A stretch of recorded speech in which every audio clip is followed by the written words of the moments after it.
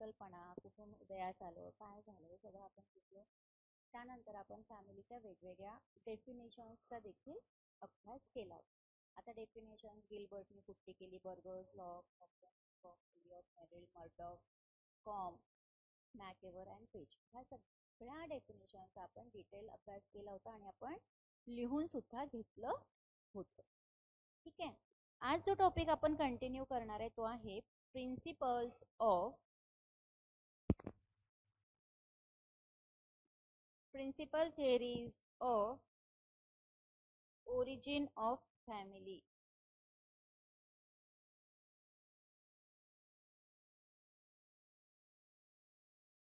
Principal theory of origin of family.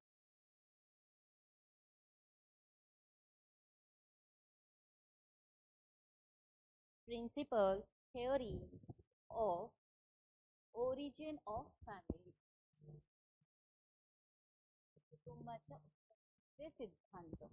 पहिलं लिहा classical principal.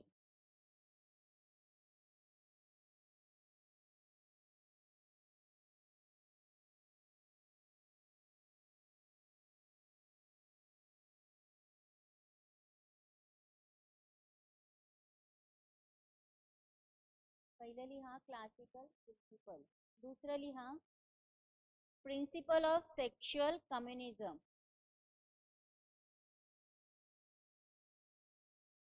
Principal of sexual communism. Third monogamous theory. MONOGAMOUS, monogamous theory. Fourth one is maternal principle. MATERNAL, maternal principle. PRINCIPLE.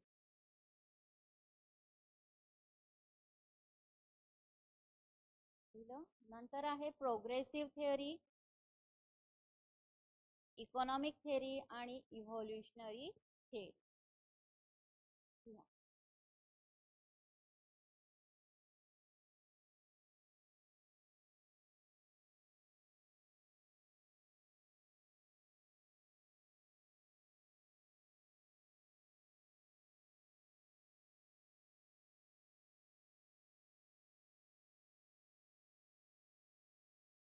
झालं. बघा हे जे principal आहे theories of origin of family, त्यांचे वेगवेगळे principal आता तुम्ही नोट डाऊन करून घ्या. ओके नाही,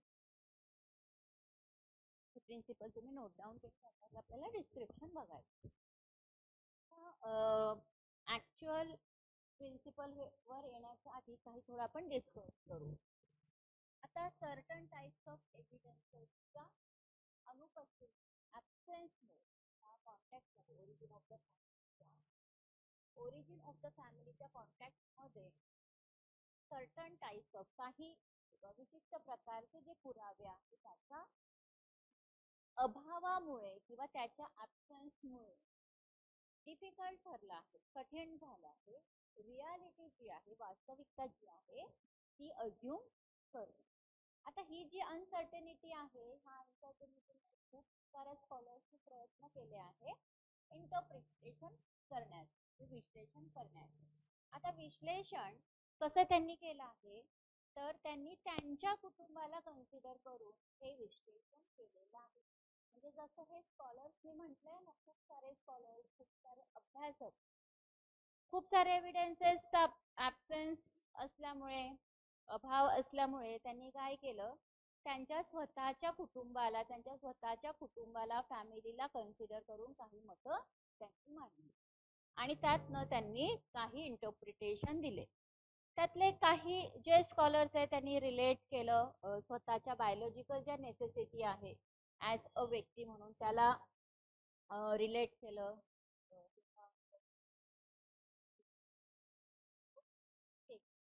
म्हणजे काय म्हणत आहे तर माणसाच्या जैविकतेशी जोडलं गेलं आहे तर काही मानसशास्त्रीय तत्वांच्या आधारे सुद्धा ते कन्सिडर केलेलं आहे. आता मेन प्रिन्सिपल्स आपल्याला शिकायचे. पहिलं आहे क्लासिकल प्रिन्सिपल.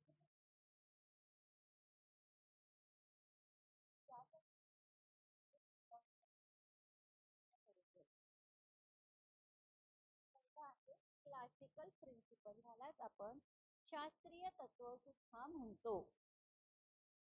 आता हे जे शास्त्रीय तत्व आहे ते कुणाच्या द्वारे आलं आहे? Plato and Aristotle. Plato and Aristotle.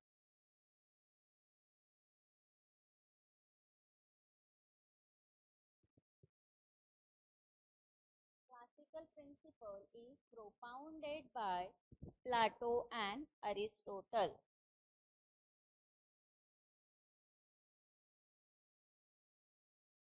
आता ह्या क्लासिकल प्रिन्सिपल नुसार मेन जो आहे म्हणजे पुरुष माणूस जो आहे हा अतिशय महत्वाचा रोल प्ले करतो. कशामध्ये? त्याची जेनेसिस आहे ह्या थेअरी ऑफ फॅमिलीची. त्या थेअरी ऑफ फॅमिलीच्या जेनेसिस मध्ये महत्वाचा रोल पे करणारा किंवा ऑफर करणारा हा पुरुष आहे. आता ह्या प्रिन्सिपल नुसार patriarchal is the early form of a family. म्हणजे सुरुवातीच्या काळामध्ये जर आता त्यांनी तसं म्हटलंय ना की मेन आहे इम्पॉर्टंट रोल पुरुषाच्या फॅमिलीमध्ये, तर त्यावेळी पॅट्रियार्कल सिस्टीम होती. अजूनही काही ठिकाणी आहेत ते पुरुष प्रधान संस्कृती किंवा पितृसत्ताक कुटुंब ज्याला आपण म्हणतो ते. आता पॅट्रियार्कल हे सुरुवातीचं एक फॉर्म आहे कुटुंबाचं, कारण कुटुंब हे पुरुषांच्या द्वारे पुढे चालवल्या जायचं. म्हणजे हेड ऑफ द फॅमिली किंवा डिसिजन मेकर जो असतो तो त्या कुटुंबाचा पुरुषच होतात. आता हेच जे प्रिन्सिपल आहे हे एक्सटेंड करण्यात आलं हेनरी मेने ह्यांच्याद्वारे 1861 मध्ये. This principle was extended by Henry Mene in 1861.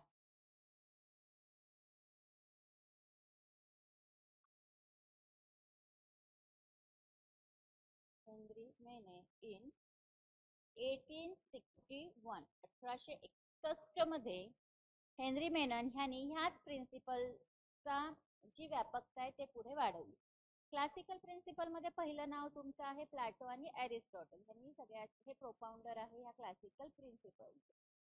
आता हे जे प्रिन्सिपल आहे ह्या प्रिन्सिपलचं एक्सटेन्शन हेनरी मेने यांच्याद्वारे करण्यात आलं आणि ते जेव्हा त्यांनी याचं एक्सटेन्शन केलं ते वर्ष होतं 1861.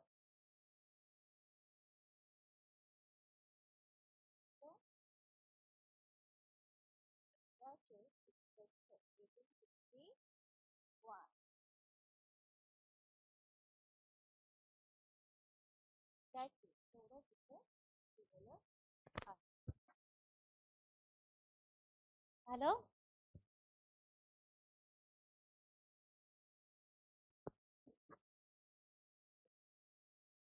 नेक्स्ट प्रिन्सिपल आहे principle of sexual communism. Principle of sexual communism ह्यामध्ये नावं लिहा. Morgan MORGAN Morgan, comma Fraser FRASER Fraser, comma Briffault BRIFFAULT ब्रीफॉल्ट,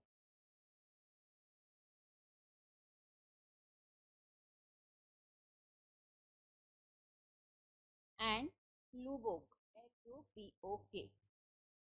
बघा किती नावं झाली? 4 नावं झाली. पहिलं होतं मॉर्गन, दुसरं होतं फ्रेझर, तिसरं होतं ब्रीफॉल्ट आणि चौथं होतं लुबोक. हे कोण आहेत? तर हे जे प्रिन्सिपल आहे सेक्शुअल कम्युनिझम, तर ह्या सेक्शुअल कम्युनिझम प्रिन्सिपलचे हे प्रोपाउंडर आहे. त्यांच्याद्वारे हे प्रोपाउंड करण्यात आलं की त्यांच्याकडून हे प्रिन्सिपल मानण्यात आलं. आता ही जी लोक होती आणि त्यांचं जे ओपिनियन होतं सुरुवातीच्या काळात, तर एक तिकडे कुठलाही अशी फॅमिली ऑफ टाईप नव्हती. ते कुटुंब होतं पण कुटुंबाचे टाईप्स मात्र अस्तित्वात नव्हते. हे त्यांनी ह्या प्रिन्सिपलच्या द्वारे मांडले. ठीक आहे. म्हणजे सुरुवात जी होती तिकडे फॅमिलीची, तर तिथे कुठले no family of any type. कुटुंब होतं पण कुटुंबाचं कुठलेही टाईप मेन्शन केलेले नव्हते. तिकडे कुणाचं नियंत्रण नव्हतं सेक्शुअल रिलेशनशिपवर. कुठलाही माणूस सेक्शुअल रिलेशनशिप इस्टॅब्लिश करत होता विथ अ वुमन ही जी कंडिशन होती ह्यालाच आपण म्हणतो स्टेट ऑफ सेक्शुअल कम्युनिझम. म्हणजे फॅमिली नावाची गोष्टच अस्तित्वात नव्हती, टाईपच नव्हतं असं त्यांनी मानलेलं आहे. ते स्टेट ऑफ सेक्शुअल कम्युनिझम. ठीक आहे. कोणताही पुरुष स्त्रीशी लैंगिक संबंध प्रस्थापित करू शकत होता. त्यावेळची ही स्थिती लैंगिक साम्यवादाची स्थिती होती असं ह्या सेक्शुअल साम्यवादाचे तत्व, लैंगिक साम्यवादाचे तत्व. दुसरं आहे मोनोगॅमस थिअरी. दुसरं मोनोगॅमस थिअरी, एकपात्री सिद्धांत. MONOGAMOUS, monogamous theory.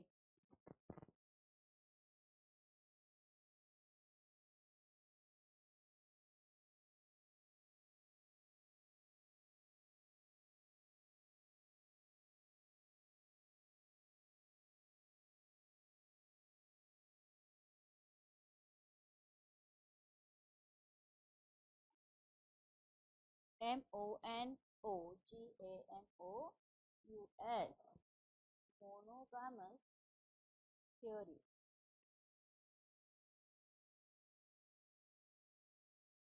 आता मोनोगॅमस थेअरी ही रेंडर्ड करण्यात आली आहे वेस्टमार्क यांच्या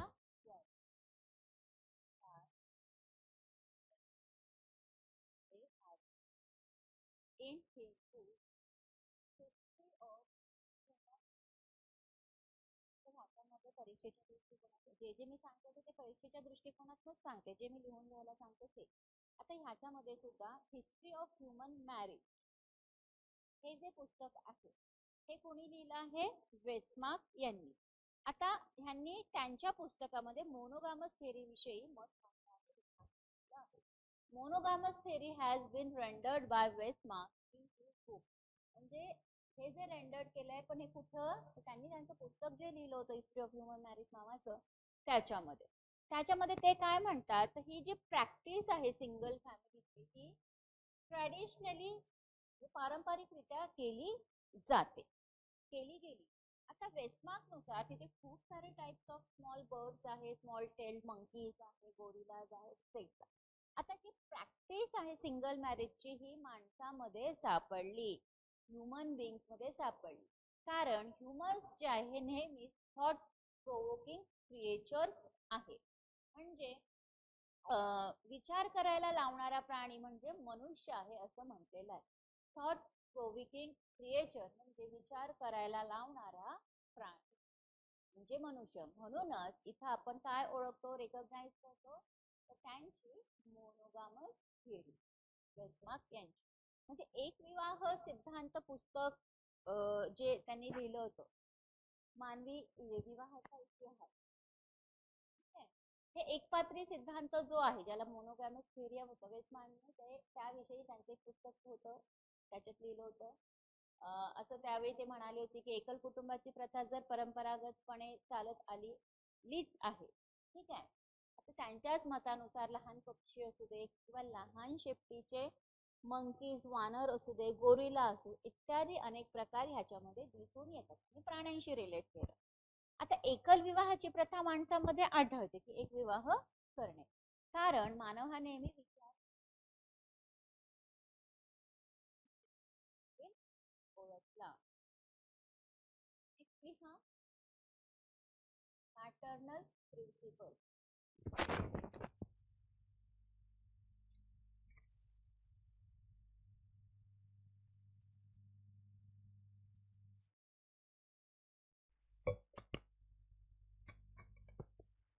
maternal principle,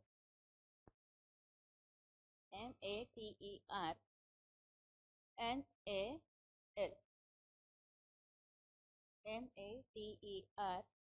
MATERNAL, maternal principle.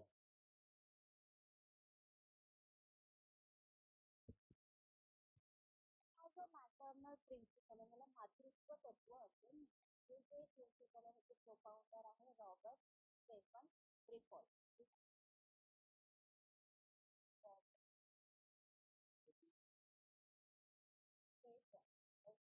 PHEN. Stefan. Briffault. BRIFFAEL. Briffault. हा एक पुस्तक आहे त्यांनी लिहिलेलं, लिहून घ्या. The mother, a study of the origin of sentiments and institutions. सांगते तसं लिहून घ्या, कन्फ्यूज होऊ नका. लिहा. तीस प्रिन्सिपल, मॅटर्नल प्रिन्सिपल लिहा, त्यापुढे डॅश करा.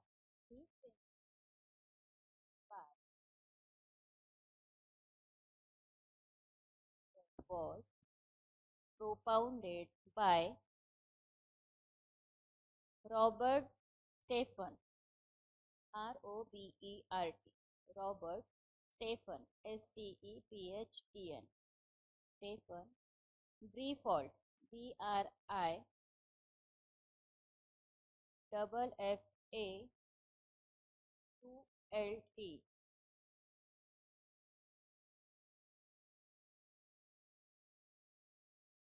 in his book, पुस्तकाचं नाव लिहा, द मदर. द मदर्स मध्ये सिंगल इन्व्हर्टेड कॉमा आणि मदर्स नंतर कोलन. ठीक आहे. लिहा, अ study of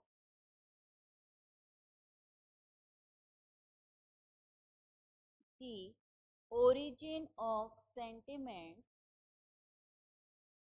the study of the origins of sentiments and institutions, inverted comma close, full stop, त्याच्या आधी full stop.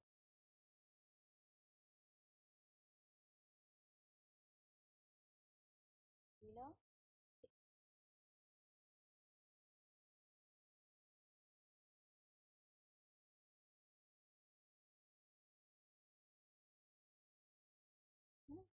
बघा, the principle was propounded by Robert Stephen Briffault in his book. त्यांनी त्यांच्या पुस्तकामध्ये लिहिलं.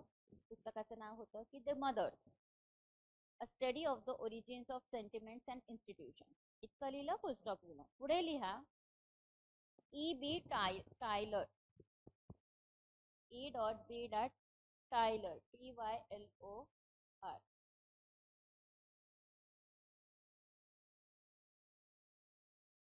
Tyler, TYLOR.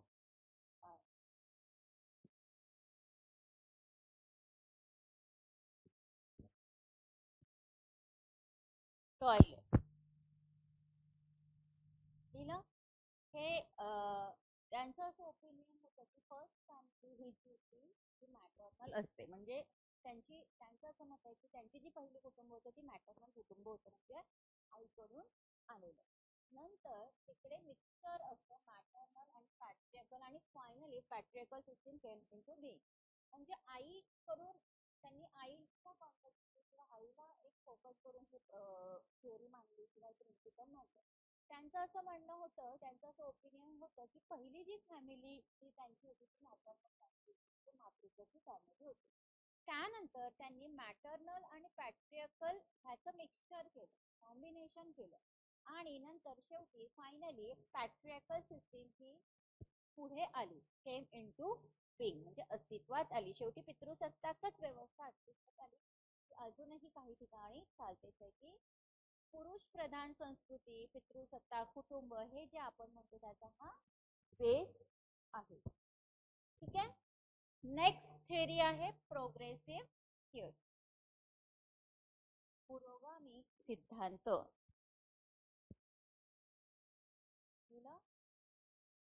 त्यामध्ये लिहा, Ogburn and ward, OGBURN, Ogburn and ward,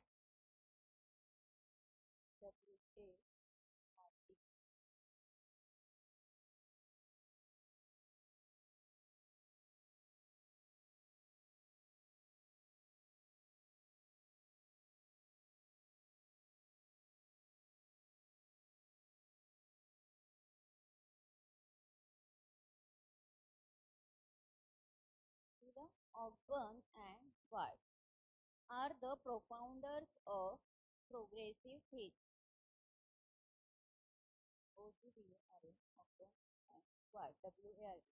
are the propounder of progressive theory. ह्या प्रिन्सिपल नुसार जे डेव्हलपमेंट आहे कुटुंबाचं हे स्ट्रेट लाईन मध्ये आलेलं आहे.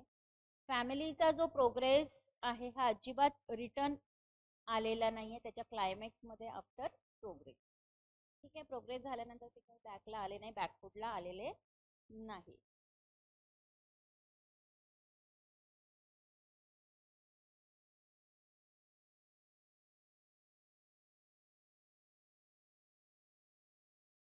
ठीक आहे, नेक्स्ट आहे म्हणजे कुटुंबाचा विकास जो आहे तो एका तत्वानुसार प्रोग्रेसिव्ह थिअरीनुसार तो एका सरळ रेषेतच झालेला आहे.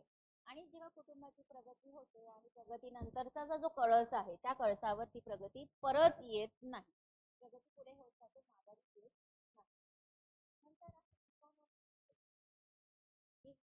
the economic theory is propounded by Ralph Linton. RALF. Ralph Linton.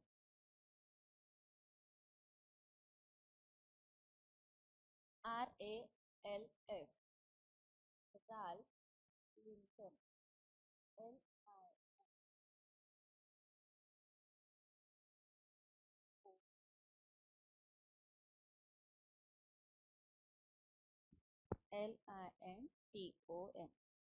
Economic theory propounded bye Ralph Linton. आता त्यांनी जसं रेकग्नाइज केलंय की एक विवाह, वन मॅरेज विवाह संस्थाची आहे, त्याच्यामुळे आहे तर त्याच्या डीप मिनिंगमुळे म्हणजे सखोल अर्थामुळे त्यांनी एक विवाह पद्धती ओळखली त्यांच्या अभ्यासानुसार. बस एवढंच आहे या थेअरी. लास्ट थेअरी आहे इव्होल्युशनरी.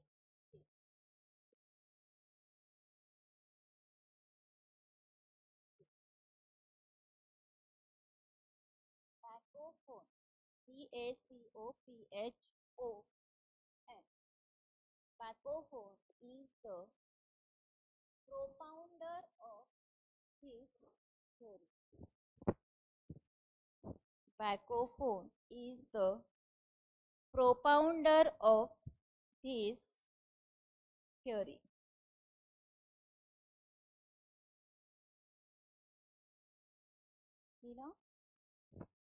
परंतु Morgan has made a detail explanation of this principle. बाकोफनला प्रोपाउंडर म्हटलं या थेअरीचं, परंतु मॉर्गन नावाचे जे सोशल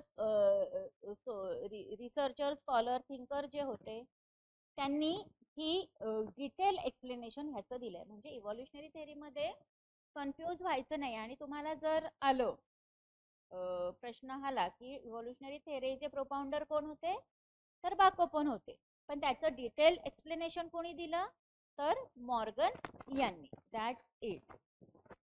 आता पुढे मॉर्गनचं क्लासिफिकेशन जे आहे डिटेल मध्ये आपल्याला शिकायचंय, ज्याच्या माध्यमातून फॅमिलीचं क्लासिफिकेशन झालेलं आहे. Different types of family evolution. Morgan's classification of families evolution.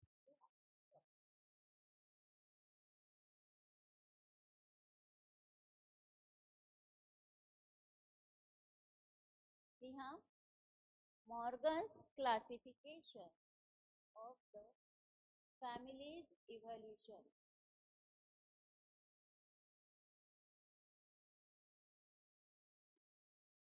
Morgan's classification of the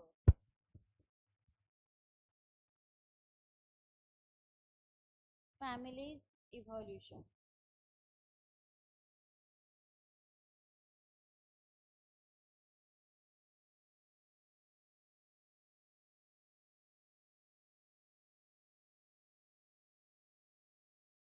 झालं बघा, ह्याच्यामध्ये लिहा कन्सॅगिन CONSANGUINE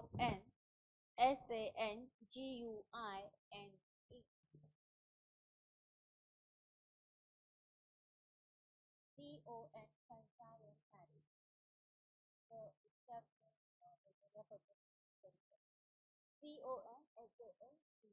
CONSANGUINE consanguine marriage म्हणजे एकसंध विवाह.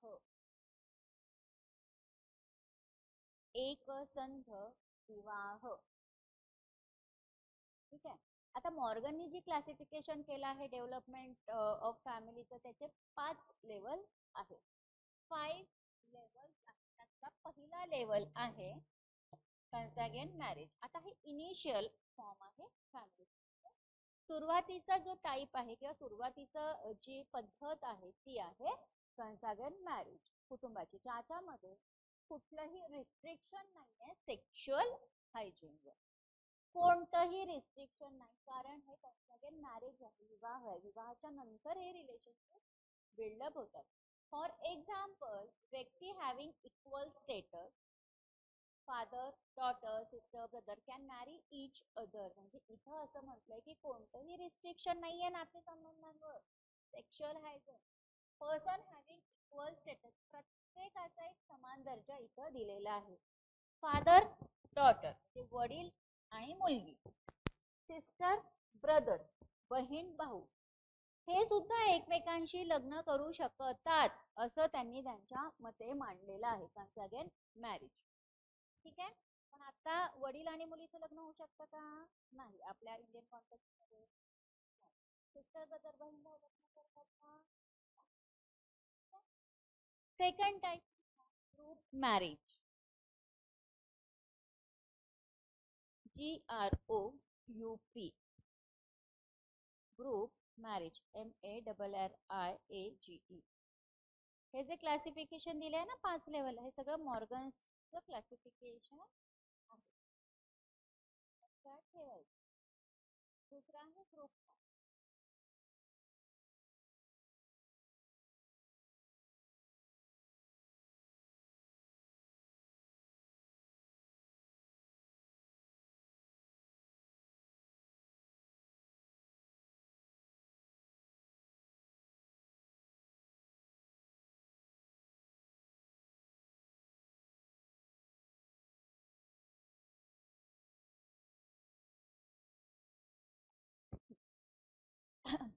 आता मॉर्गननी ग्रुप मॅरेजला कसं रेफर केलंय, सच अ फॅमिली आहे, एक प्रकारचे कुटुंब आहे ज्याच्यामध्ये मास मॅरेज असतात. म्हणजेच काय, तर सगळे जे भाऊ आहेत, सगळे जे ब्रदर्स आहेत कुटुंबाचे, ते लग्न करू शकतात सगळ्याच सिस्टर बरोबर इतर फॅमिलीच्या. म्हणजे 2 कुटुंब आहेत, एका कुटुंबामध्ये सगळी मुलं आणि दुसऱ्या कुटुंबामध्ये सगळ्या मुलीच आहेत. समजा इथे 4 भाऊ असेल एका कुटुंबात आणि दुसऱ्या कुटुंबामध्ये 4 बहिणी असेल, तर ते 4 भाऊ 4 बहिणींशी लग्न करू शकतात. ह्याला म्हणतात ग्रुप मॅरेज. ठीक आहे. All the brothers of family were married to all the sisters of the other family. ह्याच्यामध्ये प्रत्येक व्यक्ती जो आहे हा हजबंड आहे, प्रत्येक वुमनचा, आणि प्रत्येक वुमन जी आहे ही वाईफ आहे ऑफ ऑल मॅन, असं इथं म्हटलेलं आहे. म्हणजे this marriage group is found in Australian Dieri. ही जी पद्धत आहे ही इंडियन कॉन्टेक्स्ट मध्ये नाहीये. म्हणजे काय, प्रत्येक व्यक्ती प्रत्येक स्त्रीचा पती आहे आणि प्रत्येक स्त्री ही सर्व पुरुषांची पत्नी आहे. तुमच्या काळातलं आठवलं? हा. आता हा जो विवाह समूह आहे, ग्रुप मॅरेज आहे, हा ब्राझिलियन केगेन्स, ऑस्ट्रेलियन डेरी, सुकेरियाच्या सुकची जमातीमध्ये आढळतो. ठीक आहे.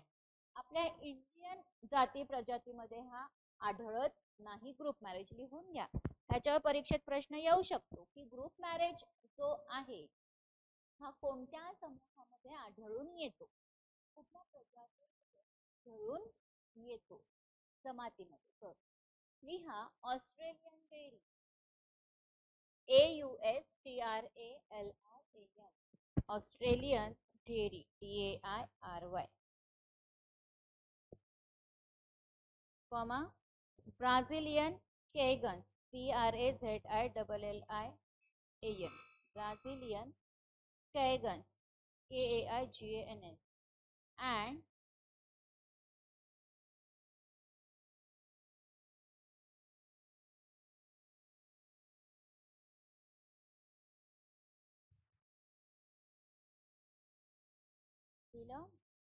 and Sucaria's Chukchi tribe,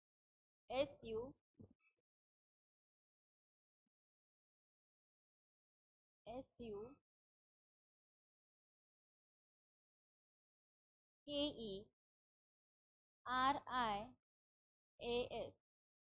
to carry as Chukchi, CHUKCHI, Chukchi tribe, TRIBE.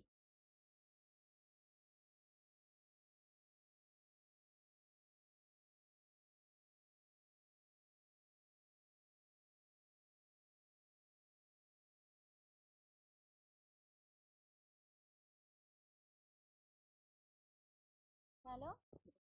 त्या ट्राईब्स आहेत, जे जमाती आहे, ट्राईब आदिवासी समाज आहे हा, ऑस्ट्रेलियन, डेरी, ब्राझिलियन, केगन्स आणि सिक्युरियन, ह्या जमातीमध्ये ग्रुप मॅरेज केले जातात. क्लिअर. तिसरं लिहा, सिंडॅन्सियन फॅमिली. कुठलेही मराठी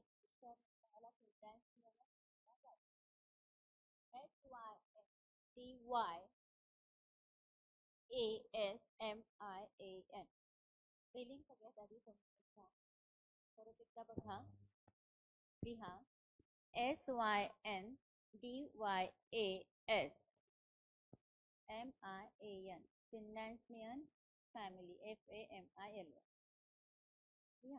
आता ह्या कुटुंबामध्ये जर मनुष्य मॅरिड असेल, एक पुरुष एका सिंगल स्त्रीशी मॅरिड असेल, परंतु जो पुरुष आहे तो सगळ्याच मॅरिड वुमन बरोबर रिलेशन ठेवू शकतो. हे जे टाइप्स ऑफ मॅरेज आहे आत्ताच्या काळामध्ये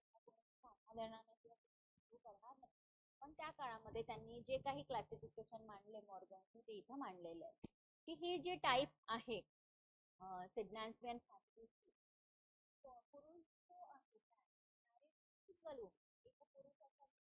लग्न झालं, परंतु मेल जो आहे, पुरुष जो आहे हा इतर विवाहित महिलांशी देखील संबंध ठेवू शकतो, त्याला आपण म्हणतो सिंडॅन्सियन फॅमिली.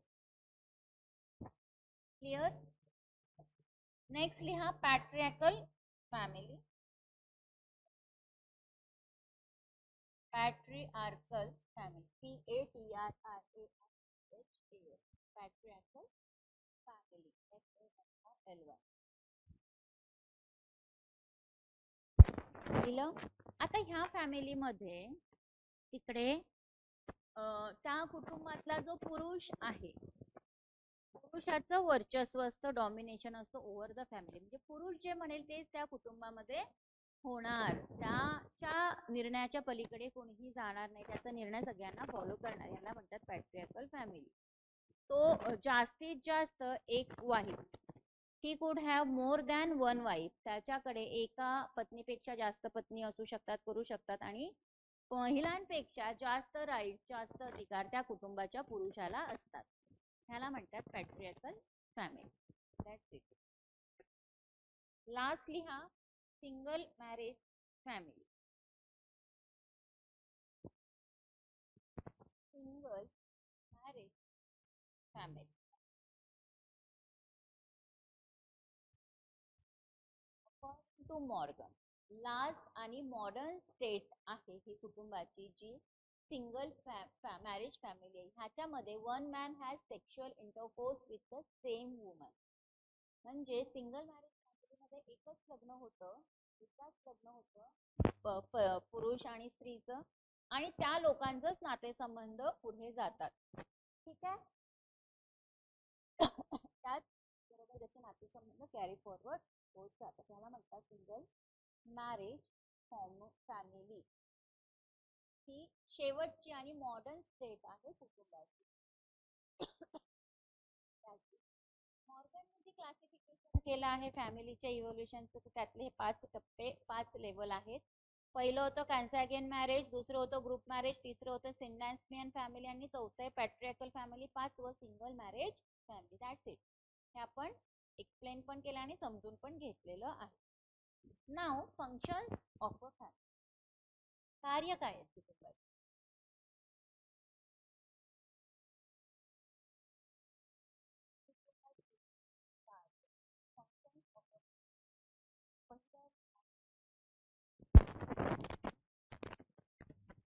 सहा फंक्शन्स दिलेले आहेत. पहिलं लिहा सोशल वर्क, डायग्रामॅटिक पद्धतीने लिहायचं social work. Second psychological work, पहिला आहे social work SOCIAL social work WR. दुसरं सायकोलॉजिकल वर्क. तिसरं एज्युकेशनल वर्क. चौथं बायोलॉजिकल वर्क.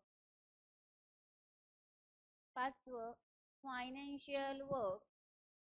आणि सहावं एंटरटेनमेंट वर्क.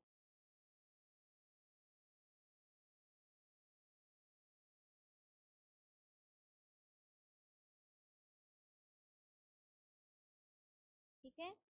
पहिलं काय आहे सोशल वर्क, दुसरं सायकोलॉजिकल वर्क, तिसरं एज्युकेशनल वर्क, चौथं बायोलॉजिकल वर्क, पाचवं फायनान्शियल वर्क आणि सहावं एंटरटेनमेंट वर्क. असे 6 types, it's not types, it's functions of family.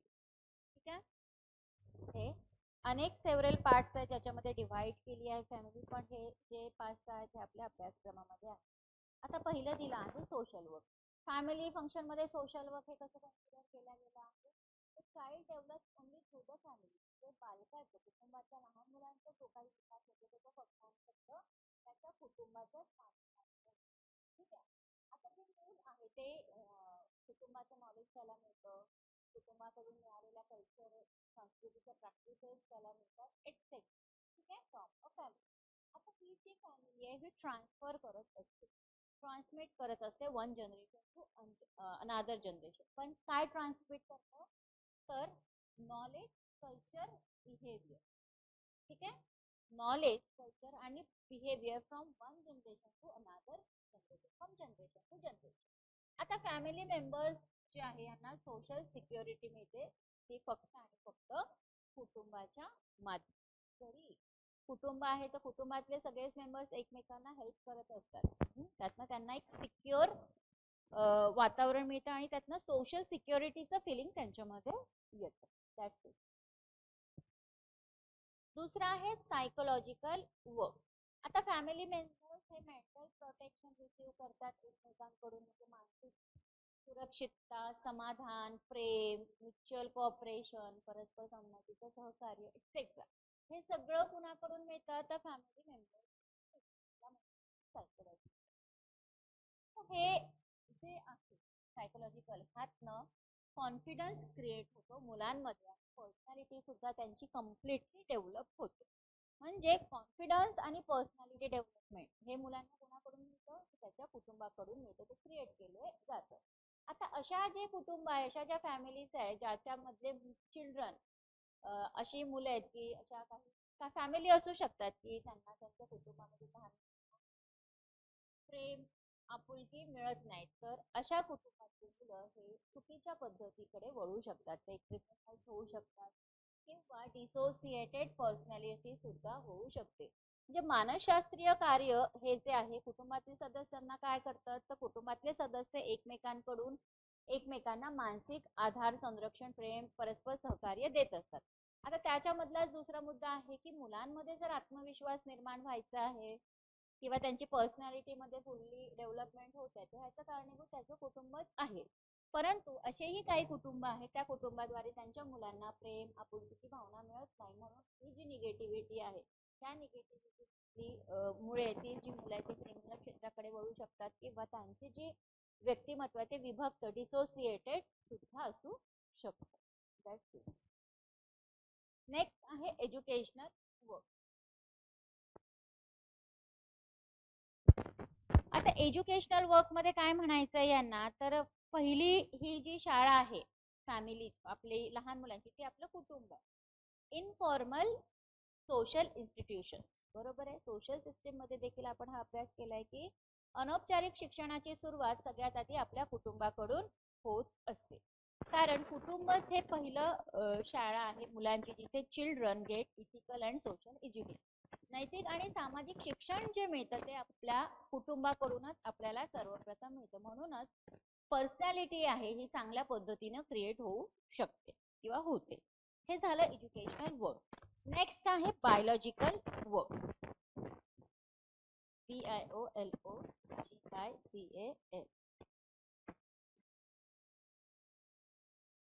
biological work. BIOLOGICAL.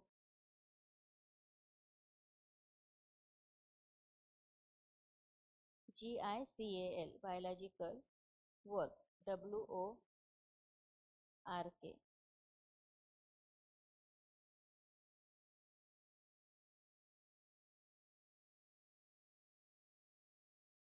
केलं.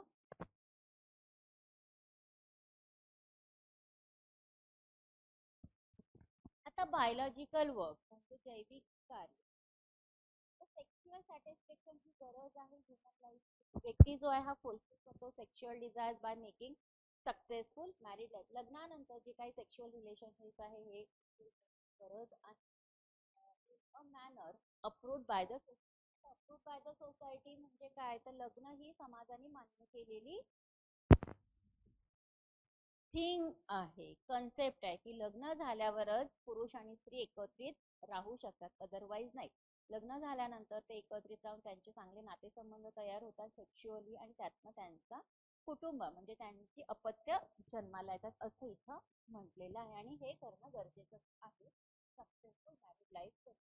With the fulfilment of sexual desires children are essential for maintaining the origination of society. म्हणजे लैंगिक इच्छांच्या ज्या पूर्तता आहे त्याबरोबरच समाजाची उत्पत्ती देखील होणं गरजेचं आहे, टिकवणं सुद्धा गरजेचं आहे आणि त्यातनं मुलं जन्माला घालणं आवश्यक आहे असं इथं म्हटलेलं. ह्याला म्हणतात बायोलॉजिकल वर्क. नेक्स्ट आहे financial work. Financial work. A person is nurtured in the family म्हणजे कुटुंब पालन पोषण होतं व्यक्तीचं. प्रत्येक फायनान्शियल जी गरज आहे, प्रत्येक आर्थिक गरज जी आहे व्यक्तीची त्या कुटुंबाच्या द्वारे पूर्ण केली जाते. कारण कुटुंबामध्ये काही मेंबर्स हे अर्निंग करणारे असतात आणि काही लोक हे शिक्षण घेणारे किंवा घरी असणारे पण असतात. तर इतर जे लोक अर्निंग करत नाही, कमवत नाही, त्यांच्या सुद्धा गरजा इथे कम्प्लीट केल्या जातात, फुलफिल केल्या जातात. ठीक आहे.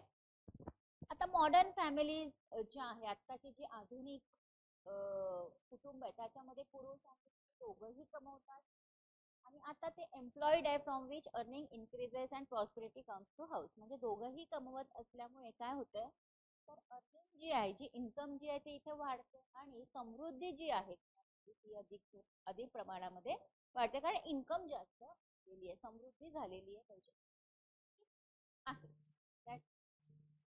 नेक्स्ट आहे entertainment work. Last ENTERTAINMENT entertainment work.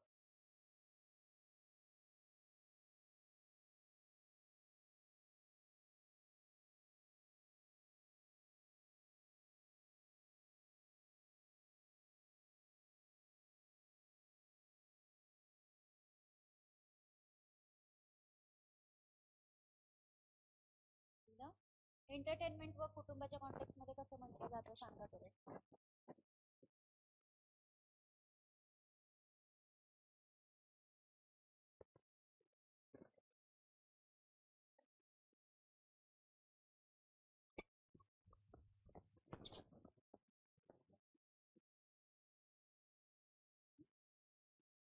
Entertainment work मध्ये जर आपण फॅमिलीच्या कॉन्टॅक्ट मध्ये म्हटलं तर काही फंक्शन कुटुंबाचे असतात, काही सण असतात, वेगवेगळे ओकेजन्स असतात, लाईक लग्न समारंभ वगैरे वगैरे फंक्शन्स, बारसं आहे, बर्थडे आहे, फेस्टिवल्स म्हणजे आता सध्या दिवाळी सण होते, दसरा झाला आणि वेगवेगळे अजून ओकेजन्स आहे म्हणजे लग्न वगैरे असू शकतात.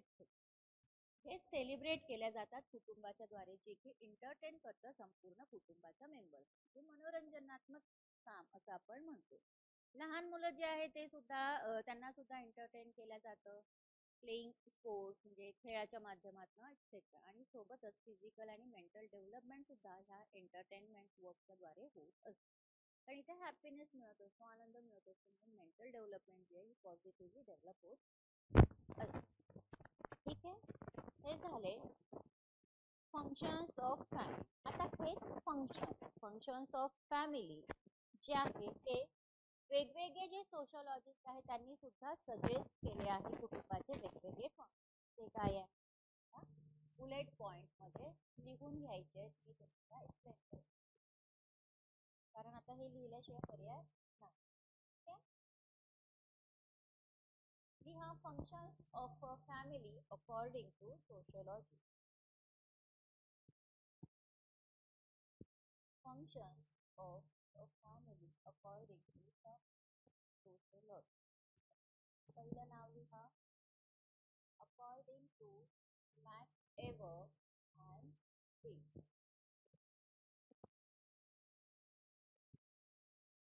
According to MacEver and Page. MACIVER MacEver and PAGE.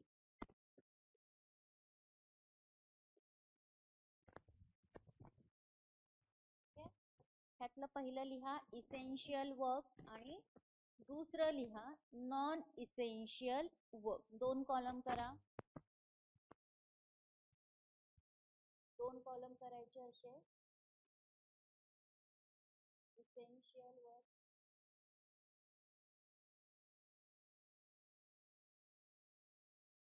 Essential work completion of sexual desire. Completion of sexual desire. Second, house system ISTM. तिसरं reproduction. In bracket लिहा give birth to a child. हे essential work मध्ये consider केलंय मॅकेवर and page यांची कुटुंबाचं function असं त्यांचं मत आहे. कसं आत्ताची जी पिढी आहे त्याच्यानंतरची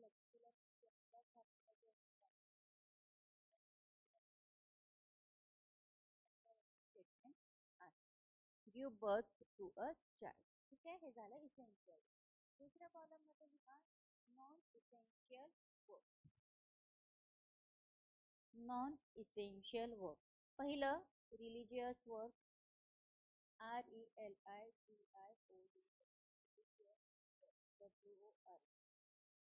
दुसरं educational work EDUCTION educational work. तिसरं entertainment work ENTERTAINMENT entertainment work. चौथं इकॉनॉमिक वर्क. आता नॉन इसेन्शियल वर्क मध्ये त्यांनी इकॉनॉमिक वर्क घेतलं, पण इकॉनॉमी शिवाय कुटुंब चालणार आहे का सांगा.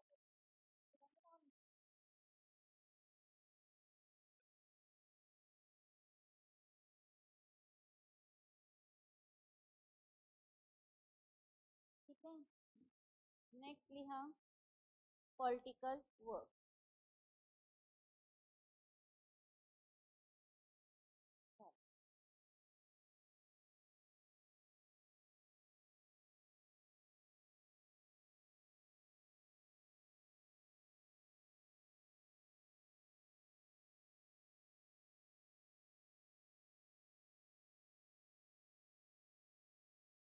हे झालं मॅकेवर आणि पेज यांनी मांडलेलं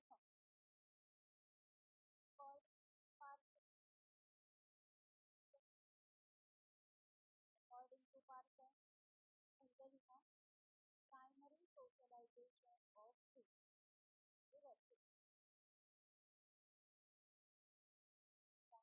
socialization of food. Stabilization of adult. Stabilization of adult personality. झालं पार्किन्सन मागेलं कायचं पार्ट. तिसरा लिहा according to Kingsley Davis. According to Kingsley Davis.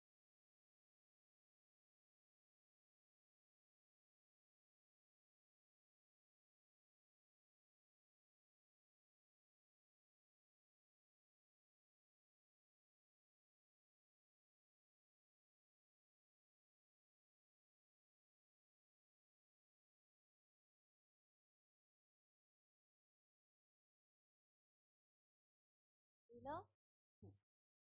Kingsley डेव्हिसनी मांडलेले जे फंक्शन्स आहे कुटुंबाचे ते लिहा. Breeding, BREED.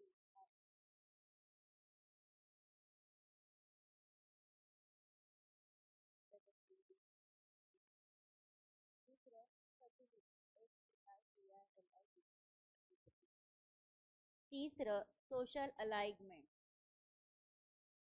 SOCIAL, social alignment, ALIGNMENT.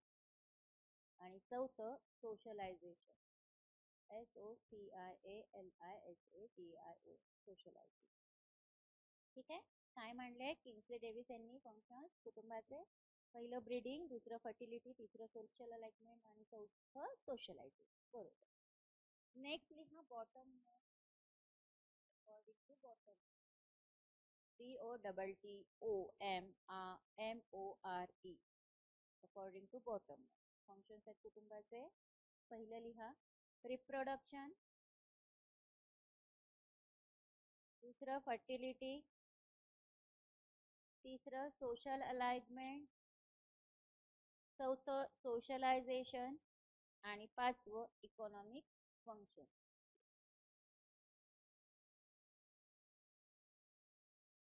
झालं. According to Bottom of functions of family are reproduction,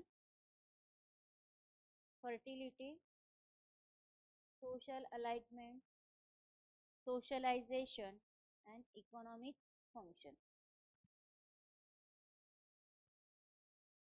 ठीक है.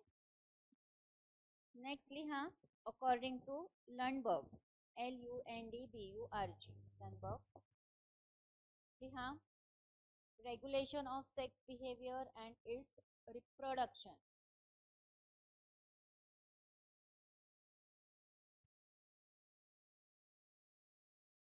Regulation of sex behaviour end it's reproduction. दूसरा लिहा care end rearing of children, CARE and rearing, REARING, care and rearing of children. तीसरा cooperation and labour skill, सहकार्य आणि कामाची विभागणी, वाटून असं म्हणतात. Cooperation and labour skill, COPERATION and labor, LABOUR, split, SPLIT. ठीक आहे. नेक्स्ट आहे satisfaction related to primary group. Satisfaction related to primary group. हे झाले लंडबर्ग यांचे फंक्शन. ठीक आहे. नेक्स्ट लिहा new sociology. According to Ogburn and Nimkoff, OGBURN, Ogburn and विनकॉक,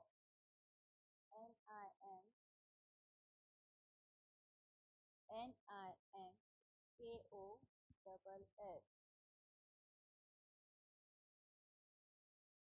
ठीक आहे. याचे फंक्शन्स लिहा. पहिलं affectionate work, affectionate work,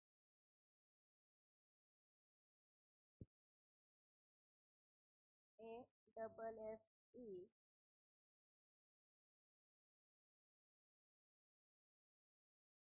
CTIONACE, affectionate work.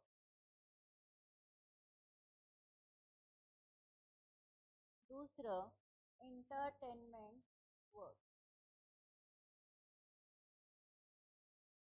entertainment work. तीसरं religious work. चौथं इकॉनॉमिक वर्क. पाचवं प्रोटेक्टिव्ह वर्क.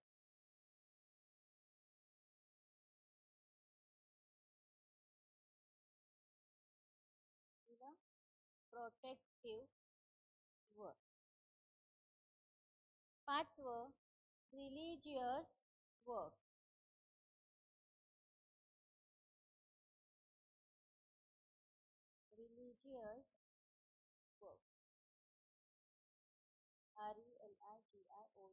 Religious work. आणि लास्ट एज्युकेशनल वर्क.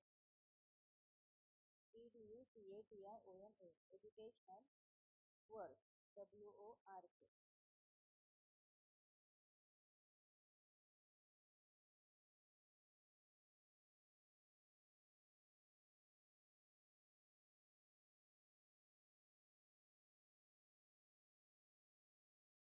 झालं. नेक्स्ट लिहा according to Reed. REED. According to Reed. Common ज्या गोष्टी आता हे जे 6-7 सोशलॉजी त्यातनं कॉमन सेन्स काय आहे किंवा प्रत्येकाने कशाला महत्व दिलं एवढं 4 गोष्टींना समजून सांगायचं. हा अकॉर्डिंग टू रीड. REED.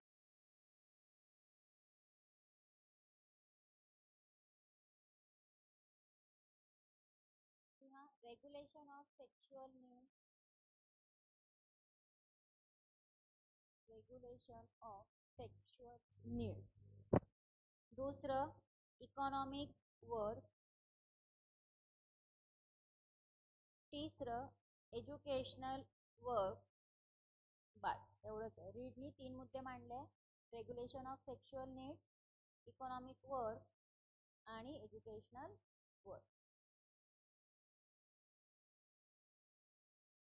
ठीक आहे.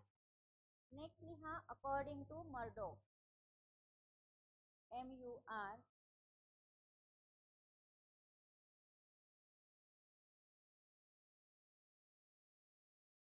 MUR. TOCK.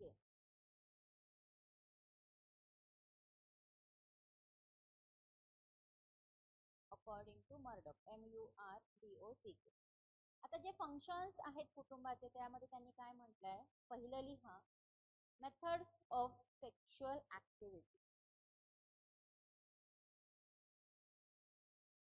Method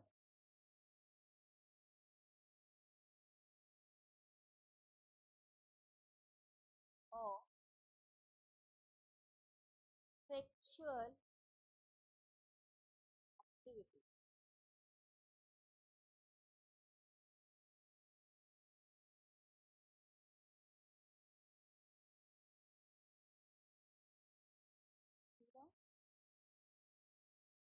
economic work. Next reproductive work आणि नंतर एज्युकेशनल वर्क.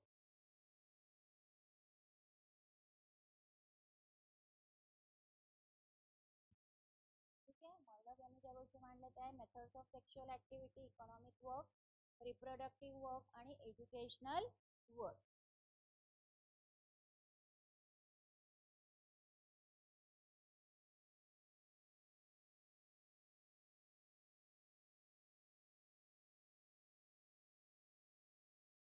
झालं. पुढे लिहा लास्ट सोशोलॉजिस्ट आहे मॅरिलिन अँड एल्ड्रिच. स्पेलिंग सांगते. MARY. MARI.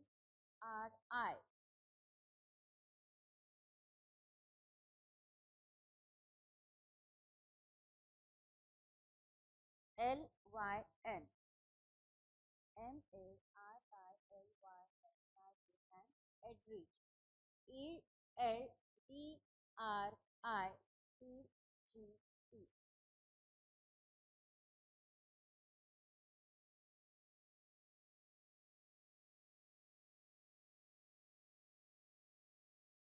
स्पेलिंग पहिली आहे Marilyn. MARILYN. Marilyn and Eldridge. ELDRIDGE. ठीक आहे. त्यांच्या मते जे फंक्शन्स आहेत कुटुंबाचे ते आहे झूलॉजिकल वर्क. नवीनच यायचं. ZOOLOGICAL.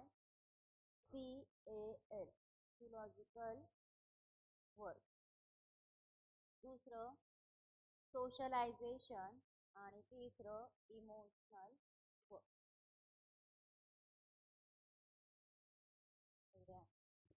एकूण 1 2 3 4 5 6 7 8 9 सोशोलॉजिस्टनी त्यांची वेगवेगळी मतं मांडली आहे फॅमिलीच्या फंक्शन संदर्भात. 9 सोशोलॉजी.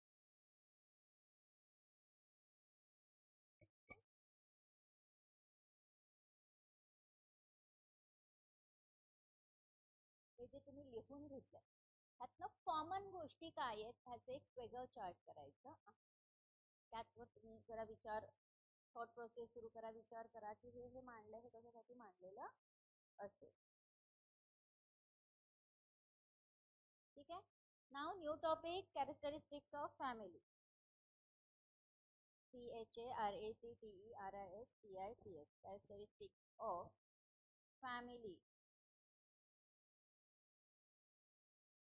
FAMILY.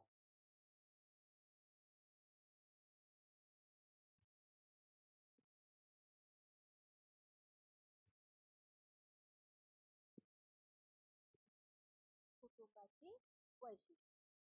सगळं झालं लिहून. कुणाला काही क्वेरी असेल तर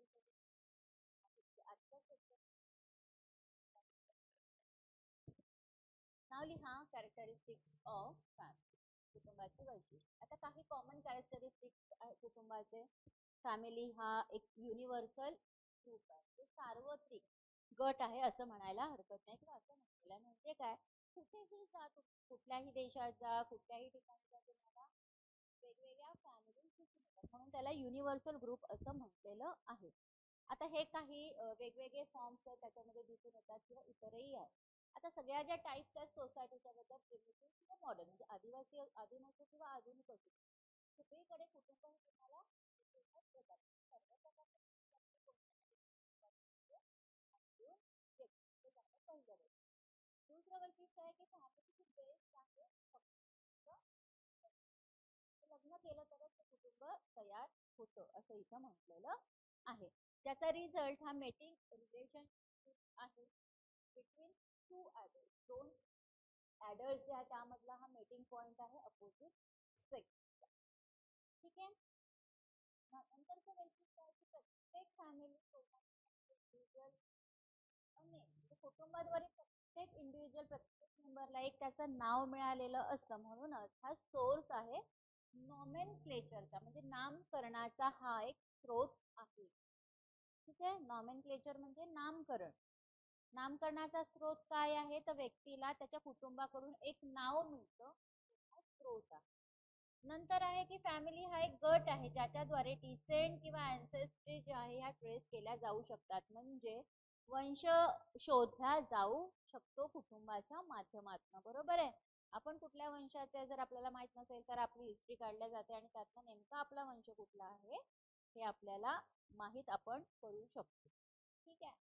आता मोस्ट इम्पॉर्टंट ग्रुप आहे ज्याच्यामध्ये जे फॅमिली हा अतिशय महत्त्वाचा गट आहे, ज्याच्यामध्ये इंडिव्हिज्युअलची लाईफ जी आहे ती व्यक्तीच्या जीवनातील सर्वात महत्त्वाचा समूह हा कुटुंब असतो. आता मोस्ट बेसिक आणि महत्त्वाचा गट जो आहे इंडिव्हिज्युअलचा व्यक्तीचा तो आहे कुटुंब. एखाद्या व्यक्तीच्या समाजीकरणामध्ये कुटुंब ही अतिशय महत्त्वाची आणि मूलभूत म्हणून फॅमिलीला कन्सिडर केलं गेलं आहे. आता फॅमिली जनरली लिमिटेड असतो साईज. कुटुंबाचा जो साईज आहे आताच्या सध्याच्या युगामध्ये तर जॉईंट फॅमिली किंवा एक्सटेंडेड फॅमिली कुठेही फारशी दिसत नाही. गावखेड्यांमधली पण लोक औद्योगिकरण, एज्युकेशनच्या माध्यमातून शहराकडे वळलेले तिथे उत्पन्नाचे साधनं मिळतात. ठीक आहे. म्हणून फॅमिली जनरली लिमिटेड साईज मध्ये असते, कधी कधी मोठी पण असते. जॉईंट आणि एक्सटेंडेड फॅमिली असतात. म्हणजे कुटुंब सामान्यतः आकाराने मर्यादित पण असू शकतं, मोठं पण असू शकतं, संयुक्त पण असू शकतं आणि विस्तारित सुद्धा असू शकतं. आता फॅमिली जे आहे मोस्ट इम्पॉर्टंट ग्रुप आहे सोसायटी मधला कुटुंब. हे न्यूक्लियस आहे सगळ्याच इन्स्टिट्यूशनचं, ऑर्गनायझेशनचं आणि गटाचं. म्हणजे गटाचा केंद्रक, संघटनांचा केंद्रक, संस्थांचा केंद्रक, म्हणजे सेंटर कोण आहे तर कुटुंब, म्हणजे सगळ्यात महत्त्वाचा समाजातला हा समूह आहे. फॅमिली ही बेस असते भावनांवर आणि संवेदनांवर. ठीक आहे. भावना आणि भावनांवर आधारित असणारी यंत्रणा म्हणजे कुटुंब. आता ह्याच्यामध्ये मेटिंग होतं, वीण होते, प्रजनन होतं, मातृ पितृ भक्ती ह्याच्यामध्ये असते, प्रेम असतं कुटुंबामध्ये, वात्सल्य असतं. हे जे सगळे गोष्टी, हे शब्द जे मी सांगितले, हे काय आहे तर हा कुटुंबाचा आधार आहे. म्हणजे कौटुंबिक संबंधाचे आधार पॉइंट कुठले आहेत?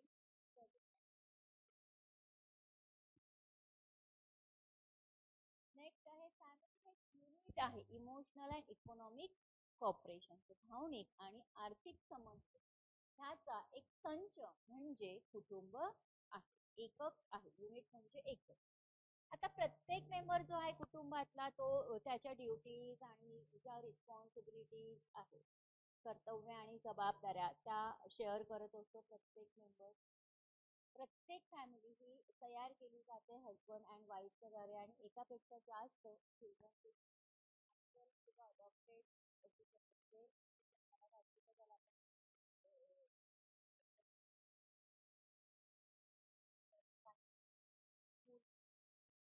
सुद्धा घेऊ शकतो. म्हणून इथे अतिशय खूप छान पॉईंट म्हटलं की प्रत्येक फॅमिली मेडअप केली जाते हजबंड अँड वाईफच्या द्वारे.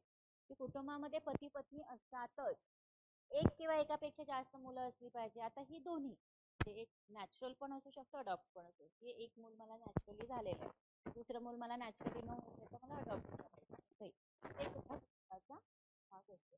आता प्रत्येक फॅमिली ही मदत केली जाते सोशल गोल्स लाईक हजबंडचा रोल काय आहे, पत्नीचा रोल, भूमिका, पत्नीची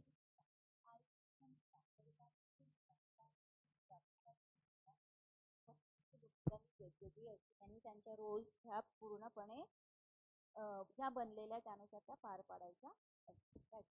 हे झाले कुटुंबाचे वैशिष्ट्य. ओके, समजलं?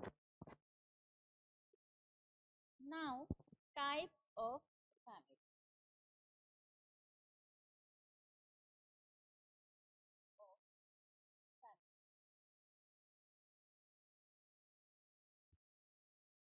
Types of family.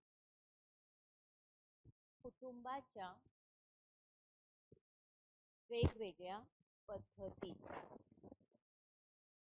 पहिली न्यूक्लियर फॅमिली, दुसरी joint family.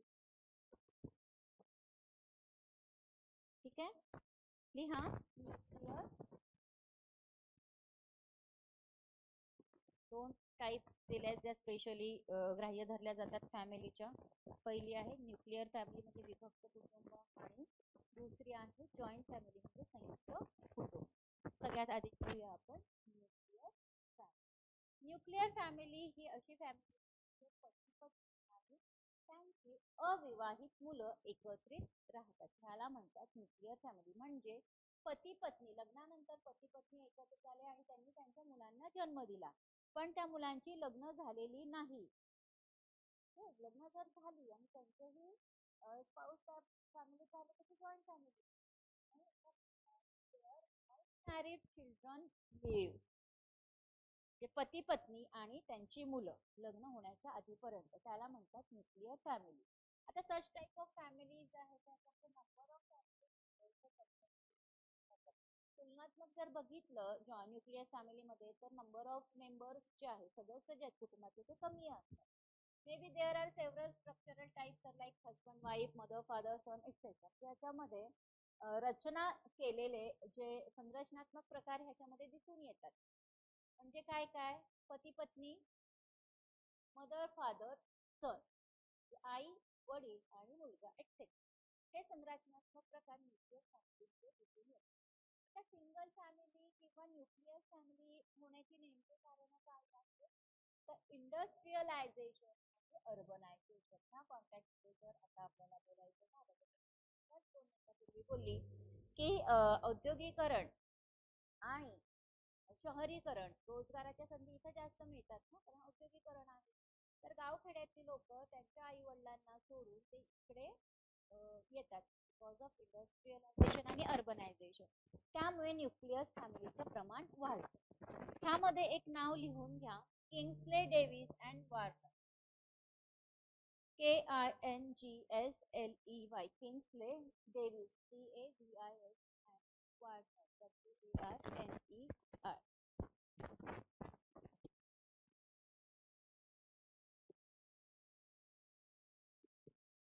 Kingsley Davis and Warner यांनी डिफाईन केलं आहे कुटुंबाचं structure as a subject.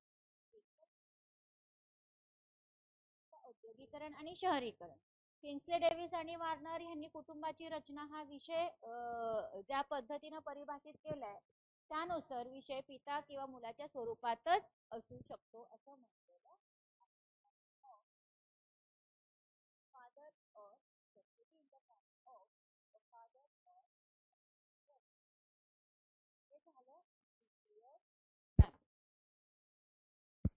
Now, joint family. JOINT. Joint family.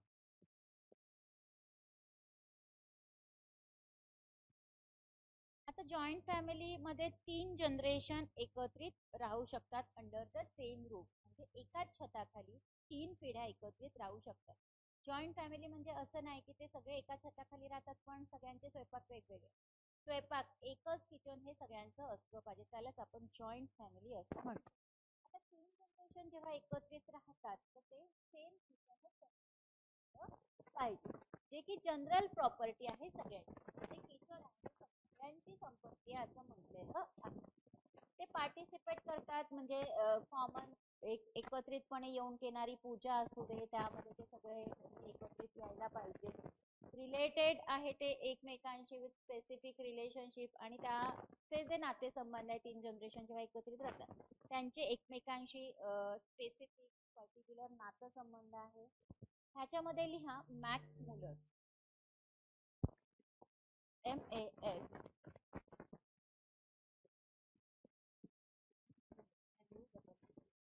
त्यांनी कसं म्हटलंय joint family as a early tradition. Joint family ही सुरुवातीच्या काळाची प्रथा होती असं मॅक्स मुलर म्हणतात. कारण काय तर आता जॉईंट फॅमिली फारशी तुम्हाला दिसून येत ट्रेडिशन होते प्रथा होती जॉईंट फॅमिली असं त्यांनी म्हटलं. म्हणजे थोडंसं असं ट्रिकी बोलले किंवा क्रिटिकल अनालिसिसच्या दृष्टिकोनातून ते बोलले. नाव आता आपल्याला एक 2-3 डेफिनेशन्स लिहून घ्यायचं त्यांनी सांगितलं. हा according to I.P. Desai, according to I.P. Desai, DESAI. लिहा इन्व्हर्टेड कॉमा मध्ये in the joint family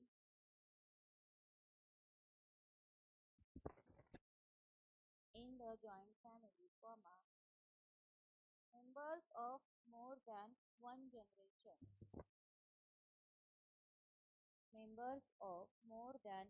generation are involved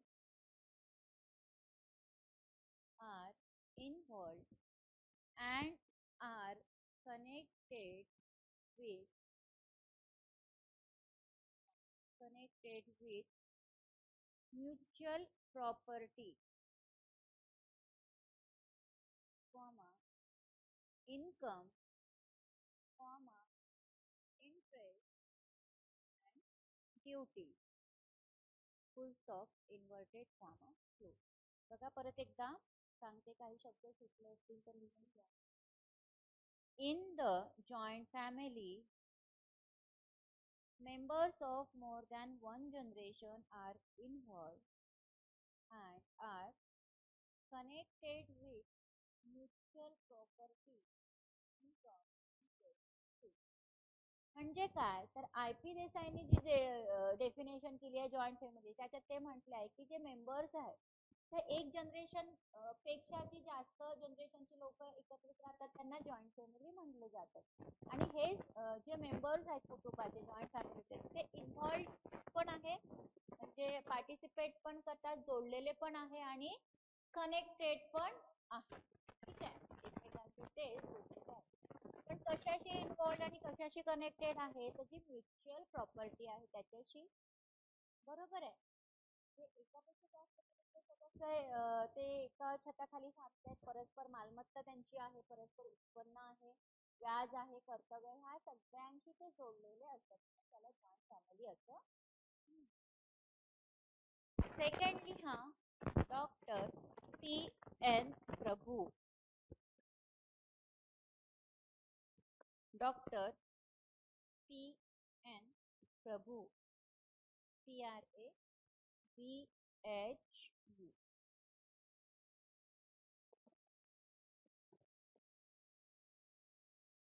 लिहिलं?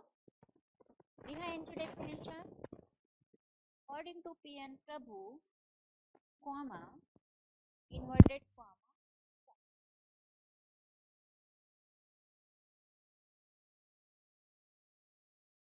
inverted comma, start.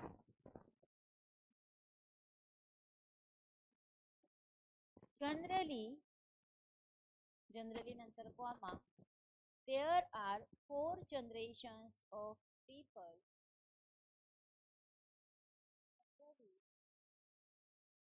there are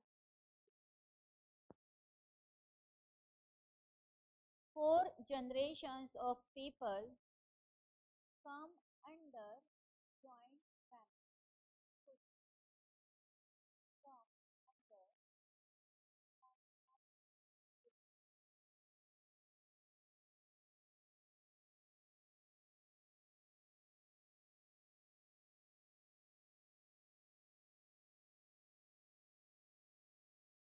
त्याच्यात पुढे लिहा all these members reside all these members reside in one house and participate in one house and participate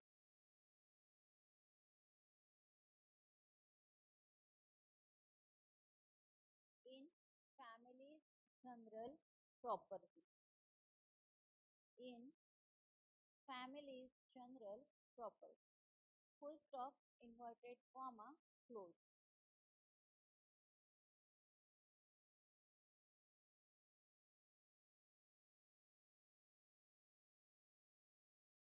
लिहिलं? Okay. आता बघा P.N. प्रभू यांनी काय म्हटले की सामान्यतः 4 पिढ्या एकत्रित राहतात, त्याला आपण जॉईंट फॅमिली म्हणतो. त्यांनी 4 पिढ्या घेतल्यात. आता हे जे सगळे मेंबर्स आहेत 4 पिढ्यांचे, हे एकाच घरामध्ये राहतात आणि ते सहभागी होतात. म्हणजे कुटुंबाचे जे जे काही जनरल प्रॉपर्टी आहे त्या सगळ्या जनरल प्रॉपर्टीमध्ये ते सगळा सहभाग घेतात. ह्याला त्यांनी म्हटलंय जॉईंट फॅमिली. झालं क्लिअर? हा, तिसरी डेफिनेशन लिहा S.C. दुबे यांची.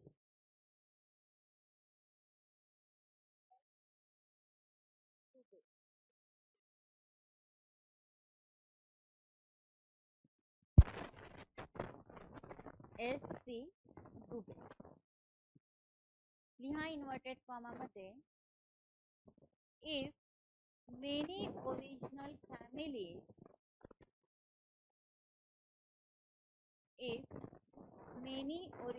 families live together, comma, they have close relationship, comma, they have close relationship, they eat at one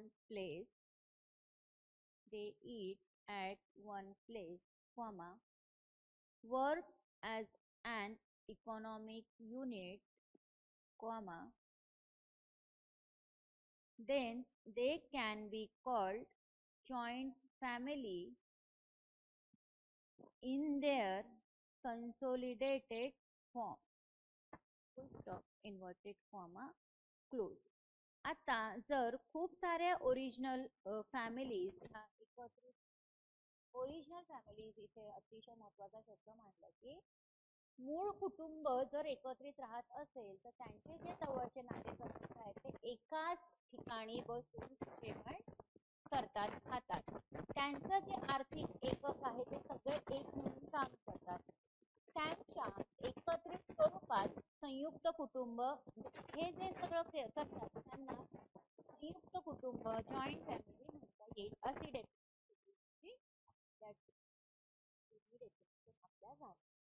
now note down करा new topic features of joint family. Features of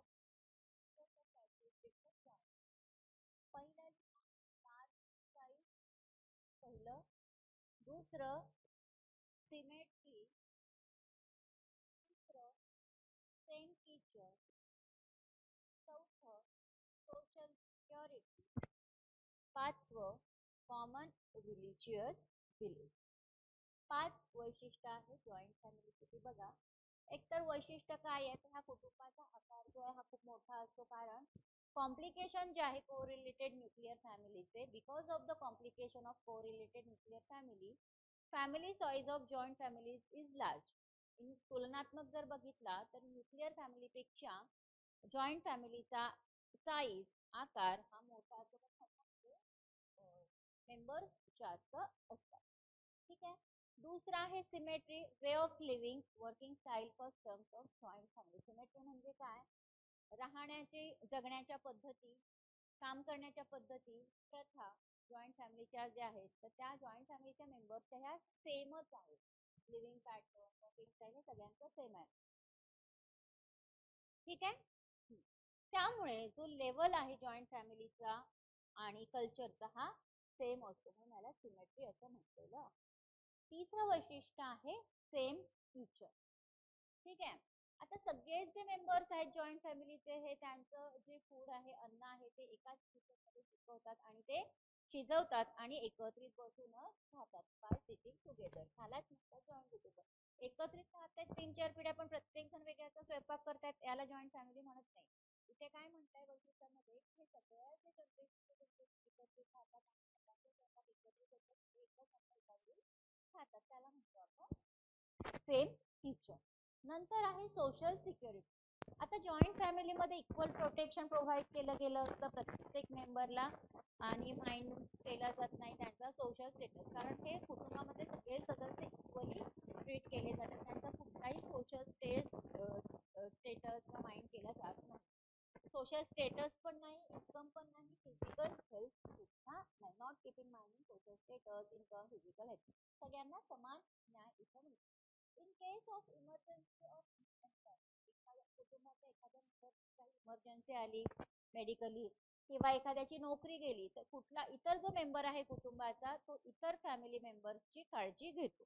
म्हणजे समजा एक माझी नोकरी गेली आहे, मी जॉईंट फॅमिली मध्ये राहते आणि नोकरी गेल्यावर माझ्याकडे आता पैसा नाही आहे, तर माझ्या कुटुंबातले जे इतर मेंबर आहे ते मला सांभाळून घेतात, मला हेल्प करतात, ह्याला म्हणतात जॉईंट कुटुंबाची सोशल सिक्युरिटी.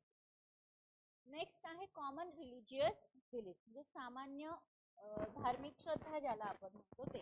सगळेच मेंबर्स जे आहेत जॉईंट फॅमिलीचे हे सेम धार्मिक श्रद्धा, सेम रिलिजन फॉलो करत असतात, सेम विश्वास ते कॉमन गुडनेस गॉडेस वर असतो. म्हणजे त्यांचं एकच देव असतो, समान देवी देवतांवर त्यांची श्रद्धा असते, त्यांची ते पूजा करतात आणि ते एकाच धर्माचे अनुयायी सुद्धा असतात कुटुंबातले मेंबर. हे झाले जॉईंट कुटुंबाची वैशिष्ट्ये. काय काय होती, large size, symmetry, same kitchen, social security आणि लास्ट कॉमन रिलिजियस बिलीफ. आता एक लास्ट पार्ट आपल्याला ह्याचा घ्यायचा आहे की मेजर सोशल जी आहे, हो की नाही. जसं मी म्हटलं की मेजर सोशल सिस्टीम मध्ये 2 आहे. हा लास्ट पार्ट आहे, त्यानंतर आपल्याला रिलिजन सुरू करायचं आहे. हा मॉडर्न चेंजेस इन फॅमिली, कुटुंबातील आधुनिक बदल.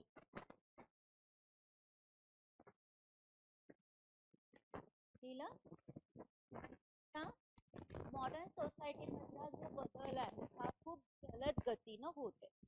आधुनिक कुटुंब पद्धतीमधला जो बदल आहे हा चेंजेस जे आहे खूप जलद गतीनं होत आहे, झपाट्याने होत आहे.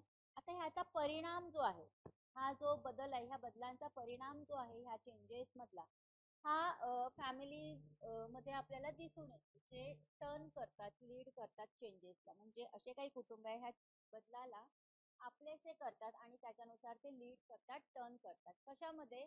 तर स्ट्रक्चर आणि फंक्शन्स जे आहे फॅमिलीचे त्याच्यामध्ये ते त्या बदलाला लीड करतात. आता सध्याच्या परिस्थितीमध्ये ऍट प्रेझेंट जर बदल बघितलं तर पुढे काही चेंजेस घडताना दिसून येत आहेत कुटुंबात. ते काय काय आहे ते बघूया. तर पहिलं आहे small size of the family. कुटुंबाचा आकार जो आहे हा कमी कमी होत चाललेला आहे. Along with this family planning has increase the number of single family. कारण कुटुंबामध्ये कुटुंब नियोजनाचं प्रमाण वाढलेलं आहे.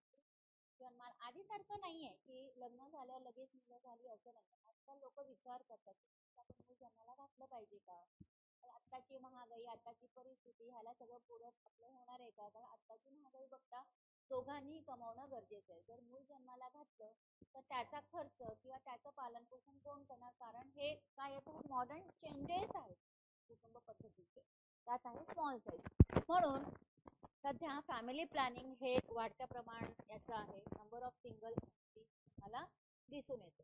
आणि आता फॅमिली जी आहे ही सिंगल फॅमिलीकडे आहे इन्स्टेड ऑफ जॉईंट फॅमिली. म्हणजे जॉईंट फॅमिलीपेक्षा सिंगल फॅमिली, न्यूक्लियर फॅमिली तुम्हाला जास्त दिसून येणार आहे. हा आहे पहिला पॉईंट. दुसरा पॉईंट आहे चेंज इन सोशल व्हॅल्यू. म्हणजे सामाजिक मूल्य जी आहे, सोशल व्हॅल्यू जी आहे त्याच्यामध्ये होणारा बदल. आता मॉडर्न व्हॅल्यूज जे आहेत, हा मॉडर्न व्हॅल्यूजचा प्रभाव पडलेला आहे व्हॅल्यूज ऑफ द फॅमिली. म्हणजे व्हॅल्यूज कुटुंबाचे जे काही मूल्य होते त्या कुटुंबाच्या मूल्यांवर प्रभाव कशाचा पडला आहे, तर आधुनिक मूल्यांचा. Marriage relations have remained a compromise. Divorce has received widespread recognition. Women's empowerment has also increased the role of women in the family. म्हणजे काय म्हणायचं आहे, तर आधुनिक मूल्य जी आहे कुटुंबातली मूल्यांवरही प्रभाव टाकत आहे. फॉर एक्झाम्पल वैवाहिक संबंध ही एक आता तडजोड झाली आहे. तडजोड म्हणजे फॅमिली मॅरेज रिलेशन मध्ये आधीसारखं तुम्हाला लव्ह अफेक्शन दिसून येत नाही. ते एक तडजोड करायची किंवा ते टिकवायचं म्हणून ते चाललेलं आहे.